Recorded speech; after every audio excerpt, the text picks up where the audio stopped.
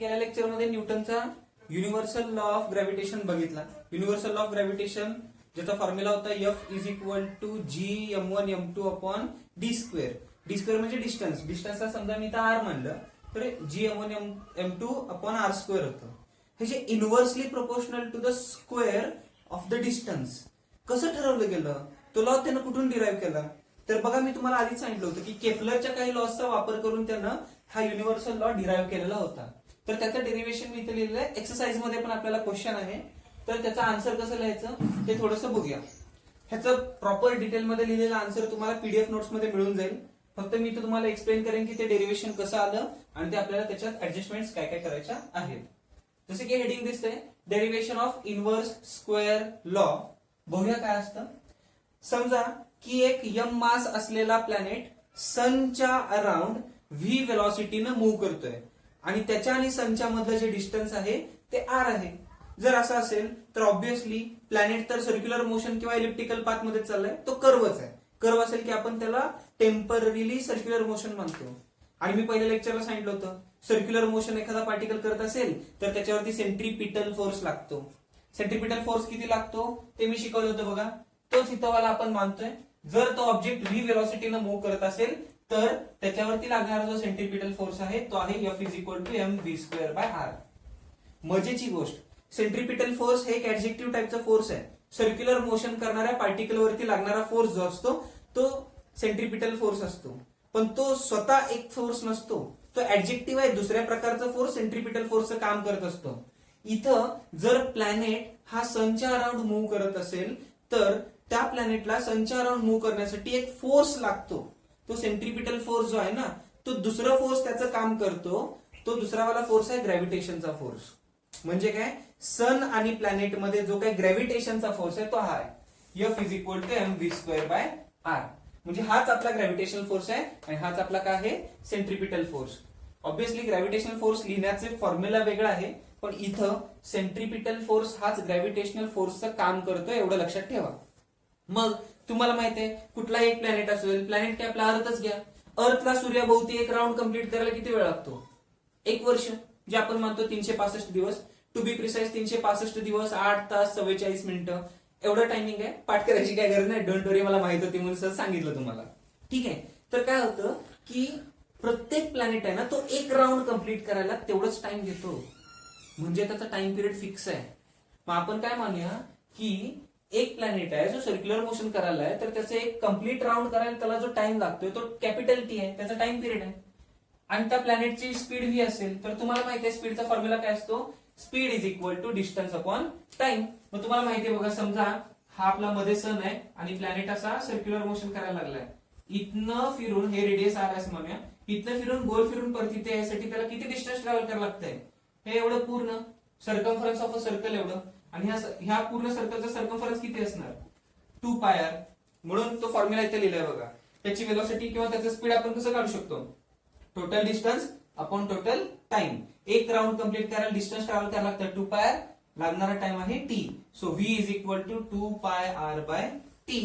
Equation 1 मध्ये जी velocity आहे त्या वेलोसिटीची किंमत इक्वेशन 2 मधून तिथे ठेवली तर फोर्स इज इक्वल टू काय होतं, एम इंटू व्ही ऐवजी काय लिहितोय मी, 2 पाय आर बाय टी चा स्क्वेअर आणि डिवाइडेड बाय आर.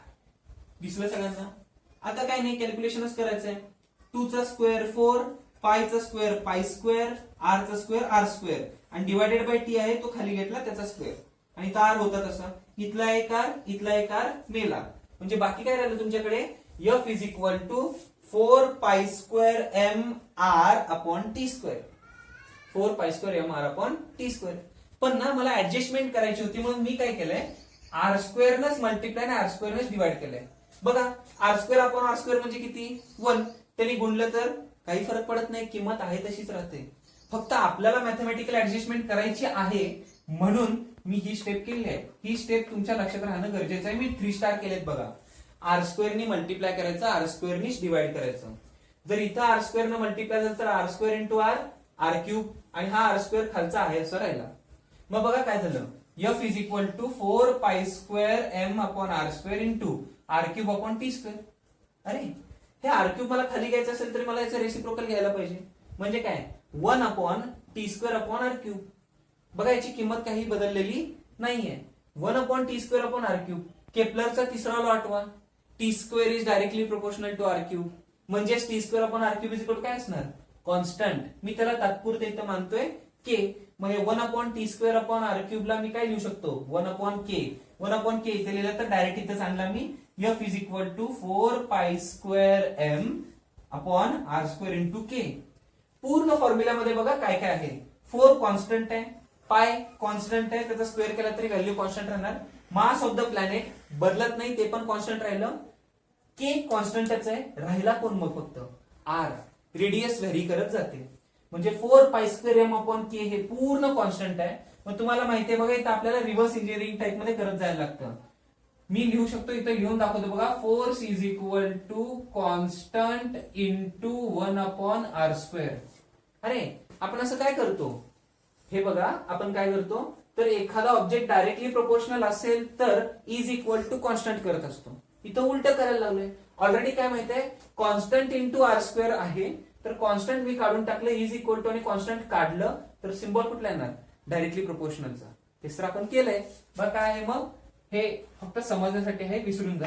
इथं आपल्याला काय लक्षात ठेवायचं आहे? Force is directly proportional to 1/r².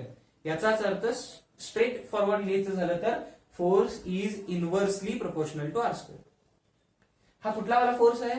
ग्रॅव्हिटेशनचा. कारण सेंट्रिपिटल फोर्स हाच ग्रॅव्हिटेशनल फोर्स आहे इथं. याचा अर्थ न्यूटननी इथूनच आपला काय केला होता? इनव्हर्स स्क्वेअर लॉ डिराईव्ह केलेला होता. समजलं सर्वांना? होपफुली हे तुमच्या लक्षात आलं असेल की ग्रॅव्हिटेशनल फोर्सचा इनव्हर्स स्क्वेअर लॉ केपलरचा लॉ यूज करून कसा डिराईव्ह केला गेला होता. क्लिअर आहे का? ग्रॅव्हिटेशनल फोर्स विषयी आणखी काही इम्पॉर्टंट गोष्टी सांगायचं झालं तर ग्रॅव्हिटेशनल फोर्स हा आहे ना, हा जगातला सगळ्यात वीकेस्ट फोर्स आहे. वीक म्हणजे सगळ्यात कमी ताकद असलेला. मग आता सद्यस्थितीला ग्रॅव्हिटेशन, जगात खूप वेगळ्या वेगळ्या प्रकारचे फोर्सेस अस्तित्वात आहेत, पण त्यात ग्रॅव्हिटेशन हाच वीकेस्ट फोर्स आहे. क्लिअर आहे का? त्याच्यानंतर बघा आपल्याकडे ना हाय टाइड्स आणि लो टाइड्स येतात. हाय टाइड्स म्हणजे उंच उंच येणाऱ्या लाटा, लो टाइड्स म्हणजे कमी येणाऱ्या लाटा. तुम्ही त्याला भरती ओहोटी पण म्हणता बघा. भरती ओहोटी साध्या भाषेत सांगायचं झालं तर हाय टाइड्स, लो टाइड्स. भरती ओहोटी. भरती ओहोटी कशामुळे येते आठवतं का? तेच ते चंद्राच्या वेगवेगळ्या कलांच्या मुळे.